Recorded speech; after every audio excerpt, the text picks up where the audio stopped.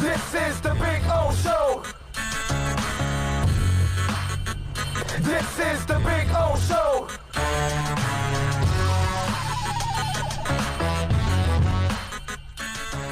Let me ask something out here, and this is a musical question that I have for you guys here, all right? I'm going to switch a little gears here and talk a little music, okay?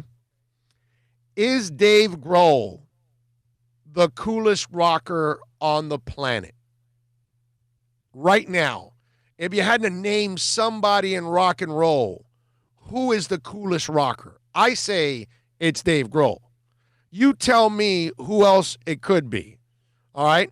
The COVID-19 pandemic has impacted just about every walk of life. Music lovers especially. Hard times for them, right? Dave Grohl, by the way, says that live music will come back, man. Okay?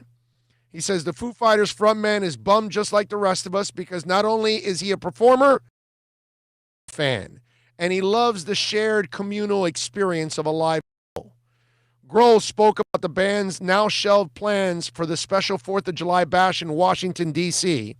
I know exactly where I was supposed to be. FedEx Field, outside of Washington, D.C. with my band and roughly 80,000 of our closest friends. We are going to be celebrating the 25th anniversary of our debut album, calling it the Red, White, and Blue Keg Party for the Ages. He adds, I know that those of us who don't have to work in hospitals or deliver packages are the lucky ones. But still, I'm hungry for a big old plate of sweaty, ear-shredding, live rock and roll ASAP. The kind that makes your heart race, your body move, your soul stir with passion. There's nothing like the energy and atmosphere of live music. It's the most life-affirming experience to see your favorite performer on stage, in the flesh, rather than a one-dimensional image glowing in your laptop as you spiral down a midnight YouTube wormhole. Even our most beloved superheroes become human in person, says Grohl, recounting what must have been like to see Queen at Wembley Stadium for Live Aid, recalling his own experience watching U2 on the Elevation tour as a fan, getting lost in the show. He also recalled Bruce Springsteen checking out a Foo Fighters show, watching from the audience, later sending Grohl a note. I received a letter from Bruce, handwritten on hotel stationery, that explained this very clearly. When you look at the audience, he wrote, you should see yourself in them, just as they should see themselves in you. Not to brag, but I think I've had the best seat in the house for 25 years because I do see you, says the singer. I see you pressed against the cold front rails. I see you air drumming along to your favorite songs in the distant rafters. I see you lifted above the crowd and carried to the stage for a glorious swan dive back into a sweaty embrace. I see your homemade signs, your vintage t-shirts. I hear your laughter, your screams. I see your tears. I have seen you yawn. Yeah, you. I've watched you pass out drunk on your seat.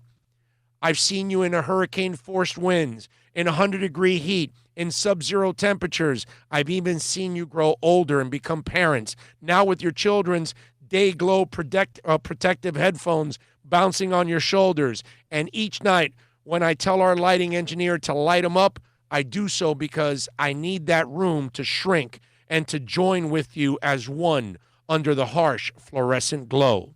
In today's world of fear and unease and social distancing, it's hard to imagine sharing experiences like this ever again. I don't know when it'll be safe to return to singing arm in arm at the top of our lungs, hearts racing, bodies moving, souls bursting with life. But I do know that we will do it again because we have to. It's not a choice. We're human. We need moments that reassure us that we're not alone, that we're understood, that we're imperfect, and most important, that we need each other. I have shared my music, my words, my life with the people who come to our shows, and they have shared their voices with me.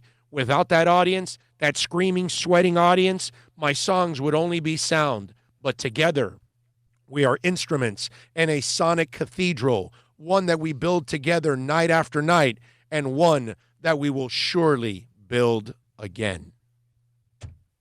Tell me, Dave Grohl is not the coolest freaking rocker on the planet. And if you've never been to a Foo Fighters show, I'm telling you, you need to find a way to get to one.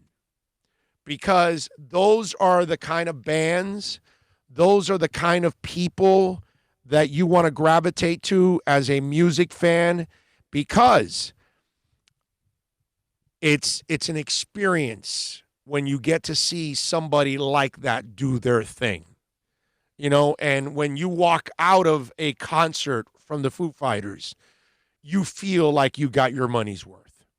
What it is, man, is they care about the fans. Yeah, yeah. And there's so many times you go, and it's just the cookie cutter. We did our bare minimum.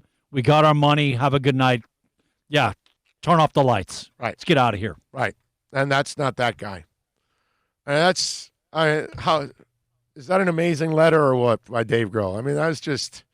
You know who's right up there with cool stuff like that? The guy from Coldplay. Okay. All right. He's got some pretty cool little. Okay. Chris. Is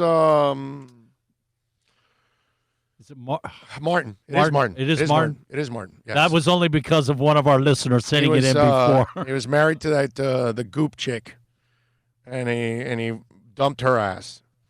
Myron says, I saw Dave Grohl mopping his house floor like a regular dude. He is so cool. Dave Grohl is he's the perfect guy because he's also a fan. And one of the things I love about Dave is he appreciates the people that came before him, the great artists, like he was talking about U2, getting lost in their show because he's a fan, you know, and he appreciates great music. And then Bruce is at his show. And if you've never been to a Bruce Springsteen concert, then, you know, you're missing out on a slice of Americana, baby. I can't help you. You know what I'm saying? Bruce is another one of those concerts you've got to go to. You know, if I can afford it, I go to as many Bruce Springsteen concerts. Like I said, if I can afford it, because they've gotten pretty expensive. Have Bruce Springsteen concerts. Heard about the movie Blinded by the Light? I think is what it's called. It's a Afghanistan kid that's in England, and the races in this, and he becomes a Bruce Springsteen fan, and how Bruce changed everything in his and he starts writing. Well, it's based on a true story, and at the end of the movie, he's got like pictures with Bruce, and he's seen like 150 shows and all this stuff. But how like Bruce's music changed his life, and he's actually a writer. Right. It's a true story. Blinded by the Light. Actually, I caught it. Pretty cool movie. Okay.